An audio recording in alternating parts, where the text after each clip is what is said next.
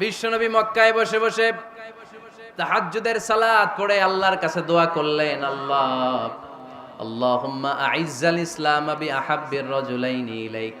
ও আল্লাহ, দুইজন লোকের নাম বলবো, দুইজনের দরকার নেই, এই দুইজনের একজনকে আপনি ইসলামের সুশীতল ছায়া তলে এনে ইসলামকে বিজয় দান করে দেন। মুহূর্তের মধ্যে দোয়াটা কবুল করে নিয়েছে কে?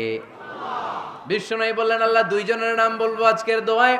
বিআবি জাহাল ইবনে হিশাম, হয়তো হিশামের বেটা আবু জাহেলকে আপনি ইসলামের ভিতরে নিয়ে আসেন, কিংবা ওমর ইবনুল খাত্তাব, খাত্তাবের বেটা ওমরকে আপনি ইসলামের ছায়া তলে নিয়ে আসেন। ওমরে ফারুকের জন্য দোয়াটা কবুল করে নিয়েছে কে? মক্কার যে অবস্থা, আল্লাহর হাবিব সাল্লাল্লাহু আলাইহি ওয়াসাল্লাম বুঝলেন মক্কার এই দুইজনের একজন যদি আমার সাথে না থাকে তাহলে মক্কায় দাওয়াতি কাজ চালিয়ে যাওয়া যাবে। আল্লাহরে বললেন, আল্লাহ বেশি চাই না, এই দুইজনের একজন, হয় আবু জাহেল নয়